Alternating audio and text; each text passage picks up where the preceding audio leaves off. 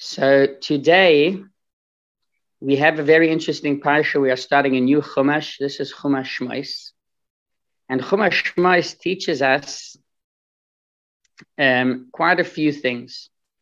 The whole story of Exodus is basically about the founding of the Jewish people, the founding of Am Yisrael.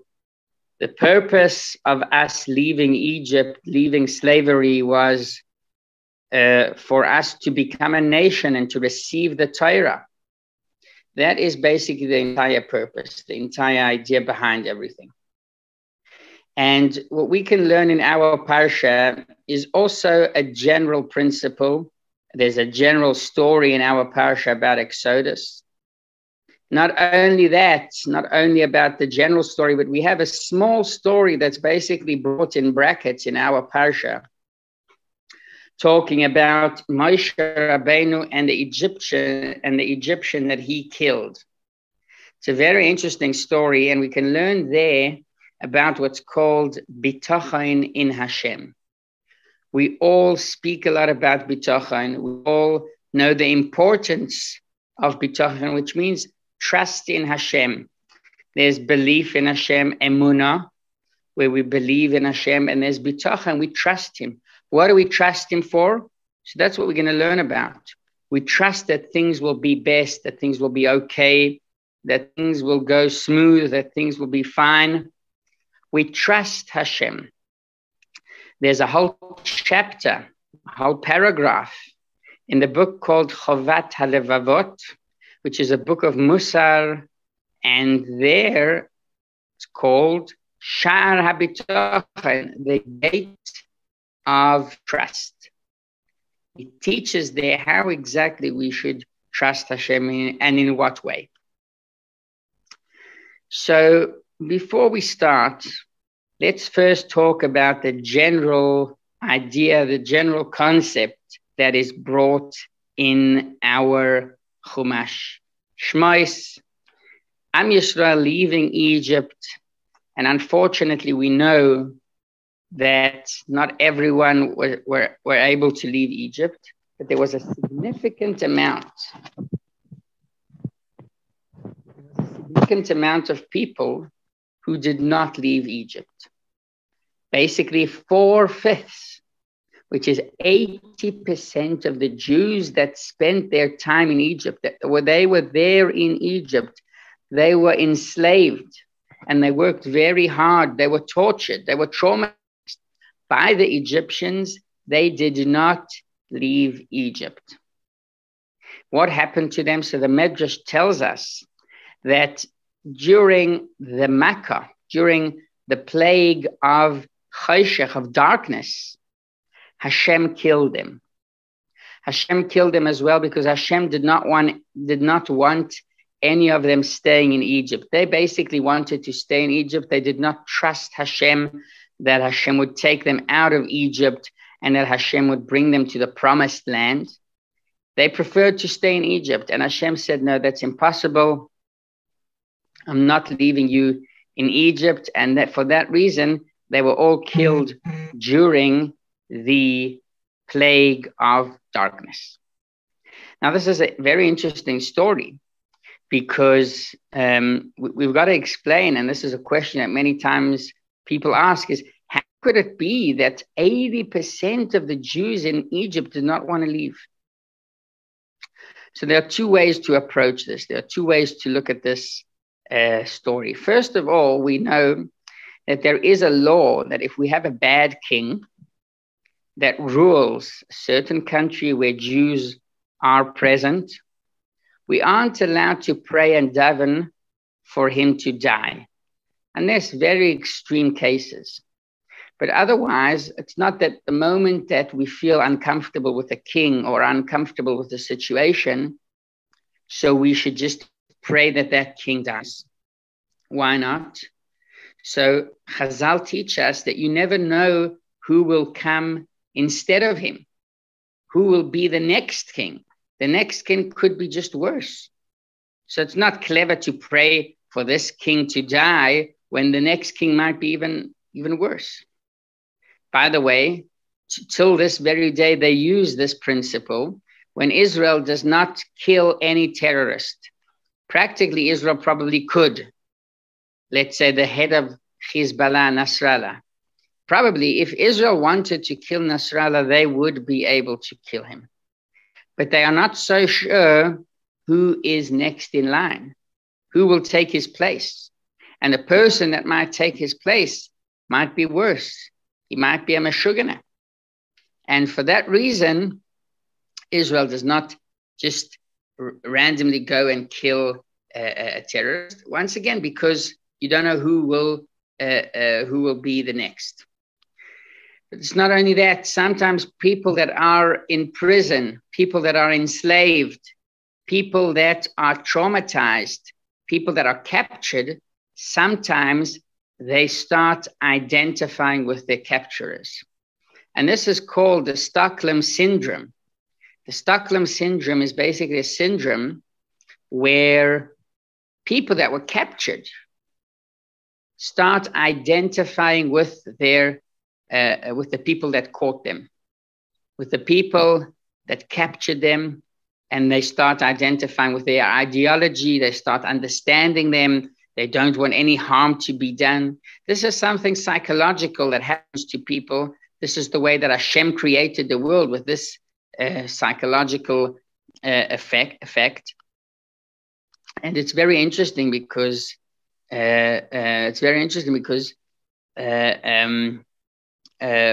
that could be one of the reasons that Am Yisrael didn't want to leave Egypt, because a certain part of Am Yisrael started already to identify with the Egyptians that caught them, that captured them, that traumatized them. So this is why 80% did not leave Egypt. Hashem could have taken them out of Egypt, but he said in this case that it's up to you. It's in your hands. If you want to leave Egypt, you'll be able to leave. I'll take you out.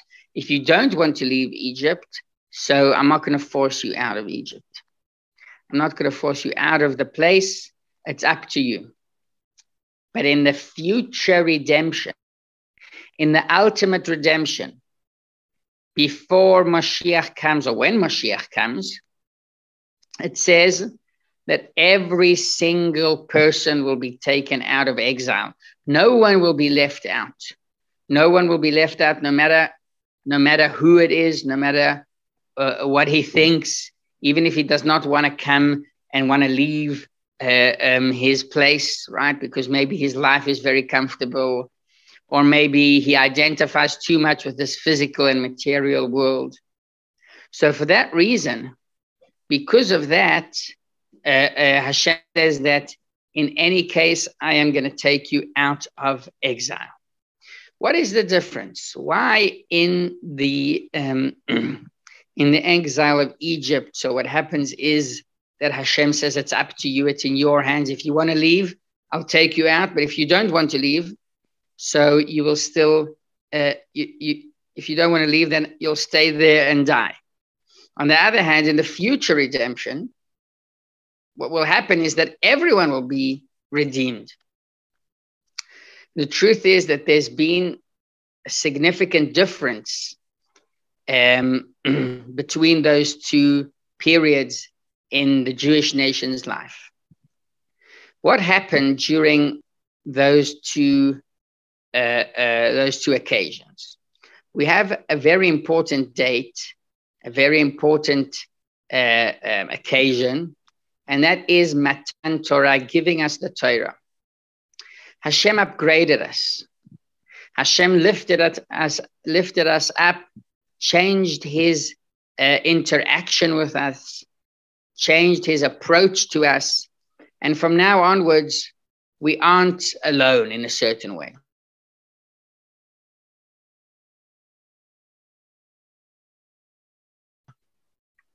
Before the giving of the Torah, when Am Yisrael were in Egypt, we were still a special nation.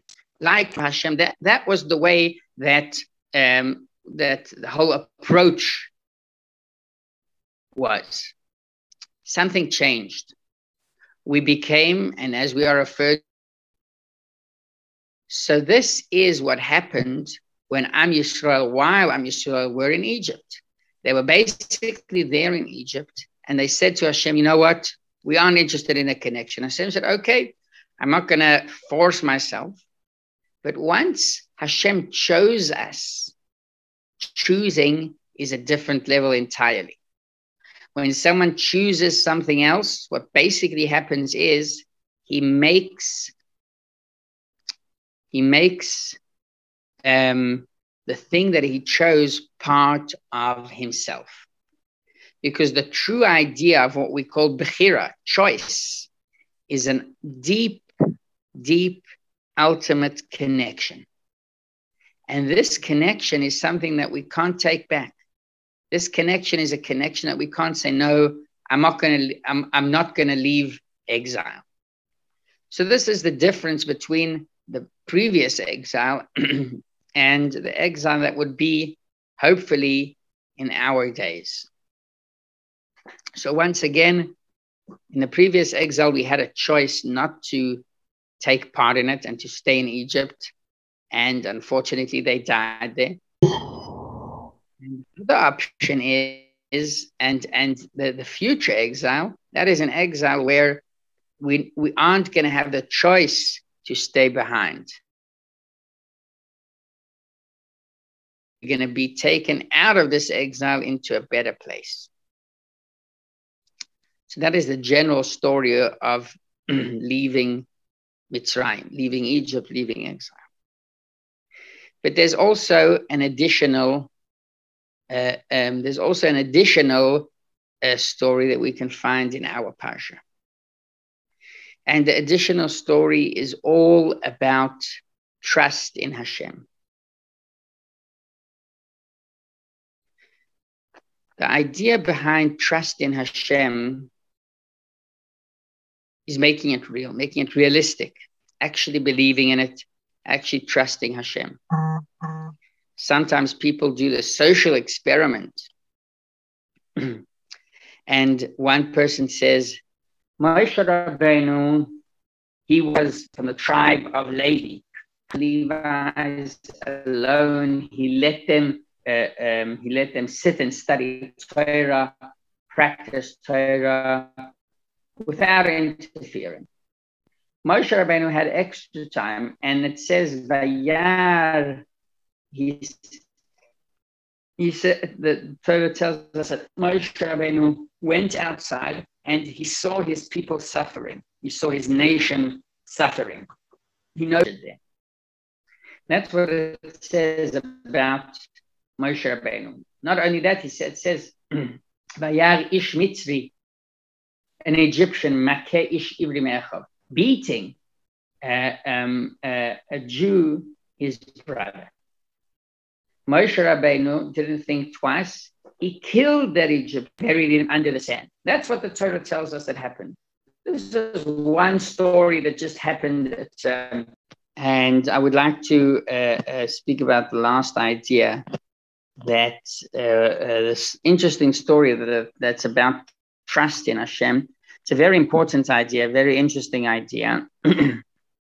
Trusting Hashem, but truly trusting Hashem. And how can we also will help us to fix our lives in certain fields, in certain areas, making things better, making things easier, turning things for the best.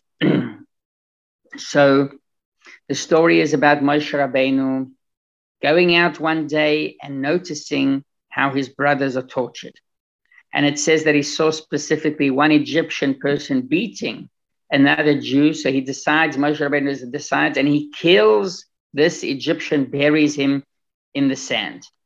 And then after a few days, he goes into an argument between two other Jews. And the one Jew tells Moshe Rabbeinu, are you going to kill me like you did to the Egyptian? And it says that Moshe Rabbeinu said, Vayira, Moshe was afraid. Moshe was afraid, and he said, oh, people know about it. People know about it. And he started to be afraid. So here we see Moshe Rabbeinu saying that And now, because people know about it, therefore I'm afraid. Moshe Rabbeinu was afraid.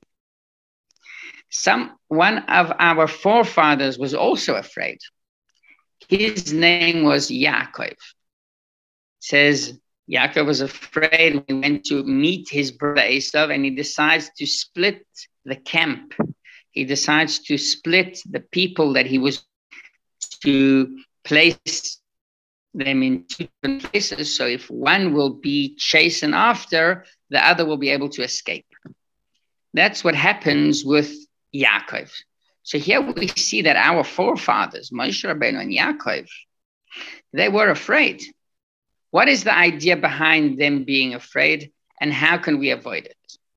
So some people say that they weren't really afraid. It was only Shema Goram Achet. We know that even if people are righteous, sometimes because of a certain sin, right, they were promised by Hashem that nothing bad will happen. Yaakov was promised by Hashem that nothing bad will happen. Why was he afraid? He was afraid because there might have been a sin that interfered, a sin that took place. And for that reason, because of the sin, the promise of Hashem wouldn't carry out. So what is Moshe Rabbeinu teaching us here about this being afraid? Because we know that there's the bitachon, and there's one level in bitachon which is more kind of trust and belief in Hashem, where someone says, I trust Hashem that whatever I get comes from him. That's one level in trusting Hashem. Because you said, could be that I'll receive something bad. Could be I'll receive something good. Let's bring a specific example. A person owes to the bank a significant amount of money. Let's say $50,000. That's what he owes to the bank. He says, I trust Hashem. What do you mean when you trust Hashem? So there's one way to look at things, and that's the approach that the Chovas HaLevavos, the gate of trust, speaks about. And he mentions that you trust Hashem because if you get good or bad, it's from him. Even if it's bad, let's say the bank says, yes, you still owe us that money. And they might come and take from you certain possessions to reclaim their debt. But you know that it's from Hashem. So whatever happens, that's one level in trusting Hashem. Trusting Hashem and saying whatever happens doesn't matter for one reason. Simply because it is from Hashem. So whatever happens to me, good or bad, it's from him. That's level number one. But that's not enough. We want to trust Hashem that he'll turn things to become good. We want things to be actually good. And there's a story about the Tzemach Tzedek and his chassid. And the Tzemach Tzedek used to receive people for private audience. So what happened was that he receives one of these chassidim, and the chassid tells the Tzemach Tzedek that his son is very ill. Tzemach Tzedek gives him one sentence that today is used all around the world. Tachshov tov yetrach gut v'zayin gut. Think positive and it will be positive. The story is that he started thinking positive from that point onwards. He came home, and by that moment, his son was feeling completely better. So we see it works. But how does it work? What is the idea behind it? Let's say a person once again has this debt in the bank of $50,000. So one approach would say maybe it will turn out to be bad. Maybe the bank will claim this debt. But it's from Hashem, so I trust Hashem, and that's it. That Tzemach Tzedek teaches us an entirely different level of trust in Hashem. Trusting Hashem in the way where you say, it will be perfectly good. I'm thinking positive. I am thinking that this will end in a good way, which means there's no option for a bad side. And it will turn out to be good. Why? How does it work? Can it work? Truth is that it can work. It can work because we are showing Hashem, and because we show Hashem that we trust him, he wants to prove to us that he is trustworthy. It's like a slave that is working for his master. And he completely trusts his master. He knows that his entire life is in the hands of his master. As a result, the master will treat him in a good and kind way. Because part of the uniqueness and the prestige that a master has is that he is able to provide everything for the slave. That he is actually a master. If you are a master, and if you're truly a master, and I truly 100% believe in that, I can't fake it. You've got to truly believe in it. So the master will want to prove that he actually is a master. Hashem wants to prove that he's trustworthy. If we completely put out, we say there's no other option, Hashem, I only think good. I only think positive. I only think that this debt that I owe the bank, I'll be able to pay it. Hashem will say, you truly trust me? You truly believe in that? Then I'm going to prove to you that you can trust me, and I'll help you pay that debt. For sure, we have to do our hishtadlut, which means you can't just sit one foot on the other and expect Hashem to come down and pay it for you. That's not going to happen, because Hashem wants you to Hashem wants you to do your hishtadlut, to do your part. But even things that seem so impossible, and this can also happen in a miraculous way, where Hashem wants to show that he is actually the ruler of the world. And once we accept him as the ruler of the world, that he can change anything to the best, to the better, then he would want to show us that, and he would want to prove us that. So in our parsha, once again, there are two opinions how to look at the story that happened with Moshe Rabbeinu and the Egyptian. Moshe Rabbeinu saying that he fears that now the story of killing the Egyptian is known. By the way, Moshe Rabbeinu did not run away until Paro started chasing him. So the idea of fearing, being afraid of people knowing the story, didn't lead Moshe immediately to run away. Only after Paro heard of that and Paro chased Moshe, then Moshe Rabbeinu ran away. Thank you very much for taking part in this shiur. And Be'ezrat Hashem, looking forward next shiur, also next Sunday, also on the Parsha. Shavua Tov.